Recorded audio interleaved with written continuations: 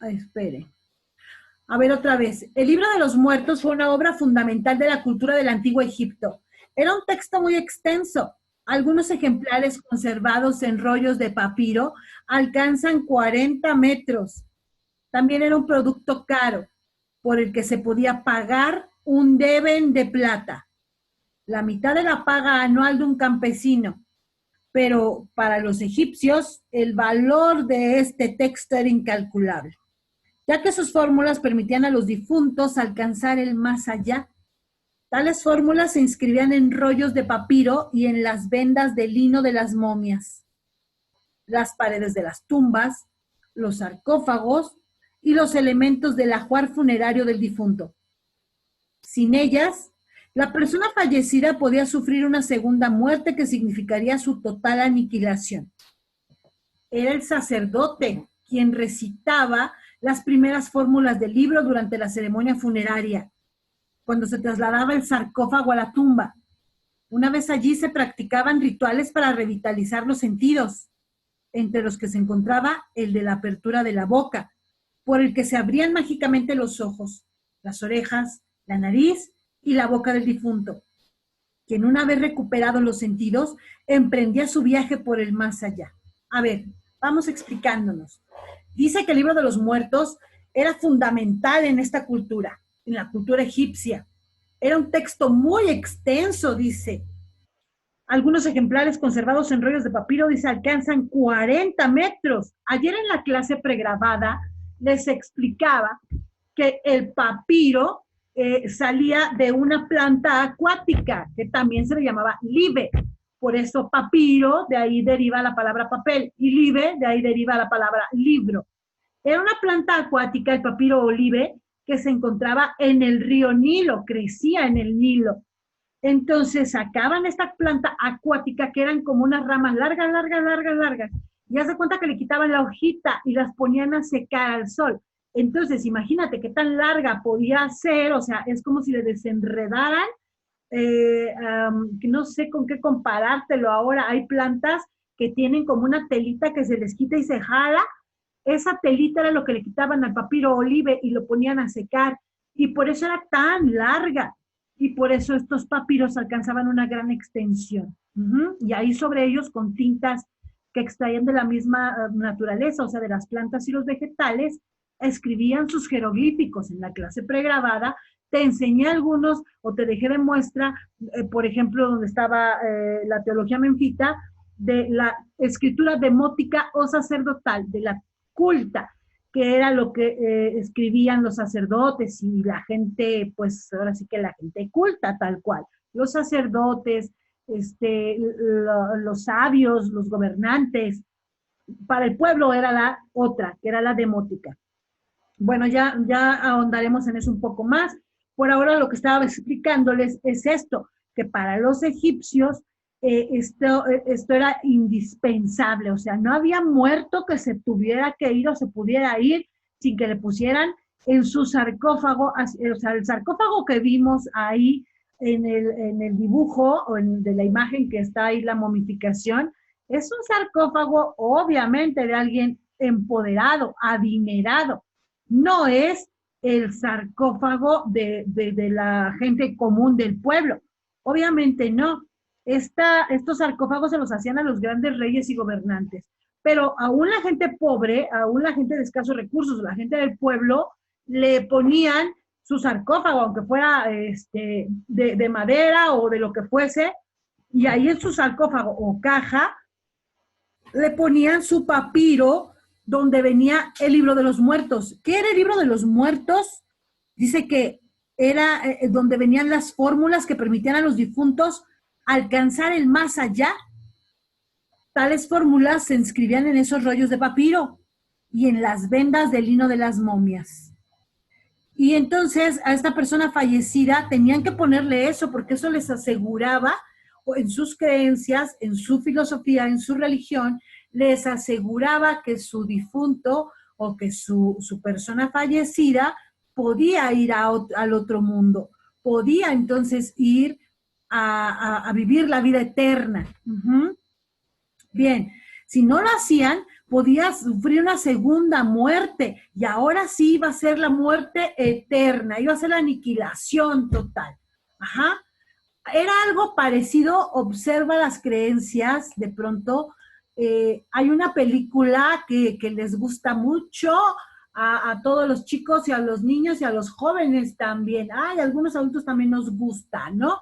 Donde dice que mientras te recuerden los vivos cuando mueras y si te dejan de recordar, entonces te vas a hacer polvo y te vas a ir para siempre. Te vas a morir para siempre. ¿Quién recuerda esto? ¿De qué estoy hablándoles? De la película de Coco.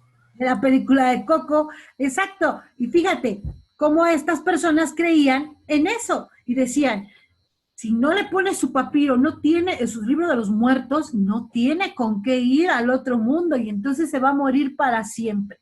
Bien, entonces fíjate, en este papiro, en este libro de los muertos, decía que era el sacerdote quien recitaba las primeras fórmulas. Las primeras fórmulas que tenía el papiro eran para la apertura de la boca y con eso se iban a abrir mágicamente los ojos, las orejas, la nariz y la boca del difunto, quien una vez recuperados los sentidos emprendía su viaje por el más allá. Hacían como un conjuro, ¿no? En lo que ellos creían para como despertar al muerto, y que, pero no despertarlo a la vida esta, sino para que emprendiera el viaje a la vida eterna. Para los egipcios, este era un momento de esperanza, como se expresa en la fórmula 9 del libro de los muertos, que los egipcios llamaban libro para la salida al día. He abierto los caminos que están en el cielo y en la tierra, porque soy el bien amado de mi padre Osiris. Soy noble, soy un espíritu, estoy bien pertrechado. Oh vosotros todos los dioses y todos los espíritus, preparad un camino para mí. Los egipcios creían que el difunto emprendía un viaje subterráneo, o sea, bajo de la tierra, desde el oeste hacia el este, como Re, el sol, que tras ponerse vuelve a su punto de partida. Durante este trayecto, el fallecido, montado en la barca de Re, se enfrentaría a seres peligrosos que intentarían impedir su salida por el este y su renacimiento. El fallecido podía adquirir las propiedades de variadas divinidades y luchar contra los enemigos. El peor de ellos era Apophis, una serpiente que trataba de impedir el avance de la barca solar con el objeto de romper el mat, la justicia y el orden cósmico, y forzar el caos. Apophis cada día amenazaba a Re durante su viaje subterráneo. Una fórmula del libro de los muertos se refiere al encuentro con el temible reptil, que se ha sumergido en el lago del Nun, en el lugar establecido por tu padre para tu destrucción. Retrocede, se destroza tu veneno. El fallecido podía adquirir las propiedades de varias divinidades y luchar contra los enemigos, como muestra un pasaje de la fórmula 179. Me ha sido concedida la gran corona roja y salgo al día contra mi enemigo para capturarlo, porque tengo poder sobre él. Me lo comeré en el gran campo sobre el altar de Wadjet, porque tengo poder sobre él, como Sekhmet la Grande. El juicio del alma. Fíjate, este está muy padre, porque ya cuando pudo cruzar, después de que fíjate, se murió. Si lo pudieron momificar, si contaban con los recursos, lo momificaron, y si no, pues nada más lo envolvieron con vendas, y le pusieron su papiro, su libro de los muertos, de sus conjuros, de sus oraciones, para que pudiera cruzar. Y en la ceremonia del sepelio, el sacerdote que presidía esa ceremonia hizo este conjuro para despertarlo nuevamente a la vida, pero a la vida del más allá, que es lo que vimos de la apertura de los sentidos, que está más arriba. Luego, tiene que pasar ese viaje. ¿Alguien me habla? ¿Habló alguien? No. Ok. Luego, cuando por fin logró atravesar en la barca de Re, hacia ese otro lado, viene el juicio del alma. Y dice, finalmente, el difunto llegaba a un laberinto, protegido por una serie de 21 puertas, aunque otro pasaje del libro dice que son 7. Ante cada una de ellas, el difunto debía pronunciar un texto determinado, mencionando el nombre de la puerta, del guardián y del pregonero. En cada ocasión, la puerta decía, pasa, puro eres. ¿Estás viendo? A ver. Sí. Ya, perdón. Una vez pasado el laberinto, el difunto llegaba a la sala de la doble verdad para que un tribunal formado por 42 jueces y presidido por Osiris evaluara su vida. Ante los dioses hacía la confesión negativa, en la que citaba todas las malas acciones que no había cometido, según se recoge en la fórmula 125. Yo os conozco, señores, de verdad y justicia. Yo os traigo lo justo y he acabado con el mal. Yo no he hecho daño a los hombres. Yo no he oprimido a mis consanguíneos. Yo no he sido mentiroso en lugar de ser verídico. Yo no me he enterado de traiciones. Yo no he sido malvado. Como jefe de hombres, yo no he hecho trabajar a ninguno cada día más de lo requerido. Observa. El primer paso era tocar las puertas, saberse el nombre de quien estaba detrás de cada una para poder entrar. Una vez que pasaban ese laberinto, llegaban a la sala de la doble verdad y ahí confesaban, hacían esta confesión negativa, pero no confesaban lo bueno que habían hecho, citaban las malas acciones que no habían cometido. Por eso se llamaba la confesión negativa. Luego, tras la confesión, llegaba el momento culminante del juicio, aquel en el que se procedía a pesar el corazón del difunto.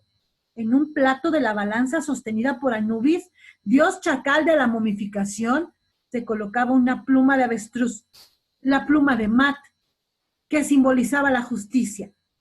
En el otro plato se depositaba el corazón, que simbolizaba las acciones realizadas por cada persona. El difunto se salvaba cuando la pluma y el corazón quedaban en equilibrio. Aquellos cuyos corazones hubieran pesado demasiado en la balanza eran considerados impuros y condenados. Tanta importancia se atribuía al pesaje del corazón que los egipcios elaboraban un amuleto específico, el escarabeo del corazón, que como su nombre lo indica, se colocaba sobre el corazón del difunto durante el proceso de momificación. En el reverso del amuleto se inscribía siempre la fórmula 30 del libro para que, en el momento del juicio final, el corazón no traicionara al difunto. Oh mi corazón de mi madre, oh mi corazón por el cual existo en la tierra, no te levantes contra mí como testigo, no te opongas contra mí entre los jueces, no estés contra mí delante de los dioses, no seas intransigente contra mí delante del gran Dios Señor del Occidente. Finalmente, los dioses proclamaban su veredicto. Aquellos cuyos corazones hubieran pesado demasiado en la balanza eran considerados impuros y condenados a toda clase de castigos. Sufrían hambre y sed perpetuas. Eran quemados al atravesar un lago o cocidos en un caldero. Una bestia salvaje los devoraba. Los justificados, en cambio, tenían motivos para felicitarse. Aunque yazgo en la tierra, yo no estoy muerto en el occidente porque soy un espíritu glorificado para toda la eternidad. Dice una fórmula del libro de los muertos. Ante ellos se abría el paraíso de los egipcios, el trabajo en el más allá. El mundo de ultratumba en el que vivirían los difuntos virtuosos se conocía como campos de Lalú o campos de cañas. Los egipcios lo imaginaban como un lugar muy parecido a Egipto, con ríos, montañas, caminos, cuevas y campos muy fértiles, en los que crecía la cebada hasta los 5 codos de altura. El difunto, sin embargo, debía preocuparse por obtener su sustento. Aún siendo un glorificado, según decía una fórmula del libro de los muertos, tenía que arar y segar, comer y beber y realizar todas las cosas que se hacen en la tierra.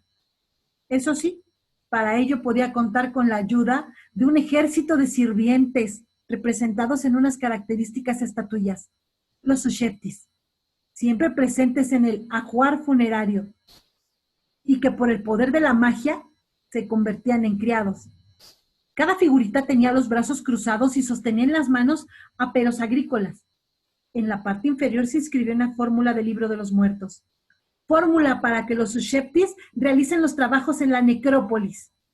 Osiris, y se decía el nombre del difunto, justificado, tiene que decir, oh Ushepti, se ha llamado al Osiris, y otra vez el nombre del difunto, justificado a realizar cualquier trabajo que ha de realizarse en la necrópolis. Decid, estoy aquí cuando se os llama. Disfrutar de la vida eterna. Las vendas que envolvían a la momia llevaran inscrita la fórmula 154 del libro para prevenir la descomposición. Una de las cosas que más temía el difunto era tener que comer sus propios excrementos, como los condenados en el tribunal de la doble verdad. Así se expresa en la fórmula 53, en la que el fallecido se asimilaba a los dioses. Lo que yo detesto son las porquerías, que yo no deba beber cosas fétidas, que yo no deba avanzar al revés. Yo soy poseedor del pan en Heliópolis, que tiene el alimento en el cielo con Re y alimento en la tierra con Jeb. Una última preocupación del difunto era mantener intacto su cuerpo. La momificación permitía que éste se conservara, pero no estaba de más la ayuda de la magia. Por eso era frecuente que las vendas que envolvían a la momia llevaran inscrita la fórmula 154 del libro para prevenir la descomposición. Yo vengo para embalsamar a estos miembros míos. Este cuerpo mío no se descompone. Yo estoy intacto, como mi padre Osiris Kepri, que es la imagen mía, aquel cuyo cuerpo no se descompone. Ven, toma posesión de mí, de mi soplo, Señor de la respiración, supremo entre su similar. Hazme estable, fórmame tú, Señor del sarcófago. Otorga que yo pueda caminar para la eternidad como haces tú cuando estás con tu padre Atum, cuyo cuerpo no se corrompe nunca, aquel que no conoce destrucción. Otro pasaje resume las recompensas que el difunto podía recibir del correcto uso de sus fórmulas. Si este texto es conocido en la tierra o lo hace inscribir en su sarcófago, él podrá salir cada día que le plazca y regresar a su morada sin dificultades. Le serán entregados pan y cerveza y cantidades de carne sobre el altar de Re. Será alojado en los campos de la Lu, donde le será entregado grano y cebada. Será venturoso como lo fue en la tierra. ¿A qué se les asemeja esto? ¿Qué creencia nos recuerda? ¿A qué creencia nos recuerda esto que acabo de leer, donde dejaban salir a los muertos para ir a tomar lo que les hubiesen dejado de ofrenda en el altar? Al Día de Muertos, ¿Están ¿no? viendo la película de Coco, no? Hagan de cuenta que están viendo la película de Coco, ¿no? Muy bien. Pues chicos, ábranme la cámara un momento, por favor, para, ya saben, para la foto del día. Y pues vamos a terminar esta clase. Ahí está en el Classroom, está eso, peínense, eso es. Ahí en el Classroom se va a quedar su tarea número 11, que consiste en hacer la descripción de la momificación y también van a hacer la paráfrasis del libro de los muertos. Y ahí dice con qué extensión y dice cuándo hay que entregarla. Cualquier duda, estoy para servirles. Y que pasen una bonita tarde. Gracias. ¿Dudas? ¿Hay algo más que quieran agregar? ¿Sí? Soy Osmar. Hola, sí, Osmar, ¿qué pasó? Es que a mí no me dejaba entrar. Ok, pero ya entraste. Sí, entré hace un rato. Ok, ¿alcanzaste a escribir tu nombre en el chat? No. ¿Quién no lo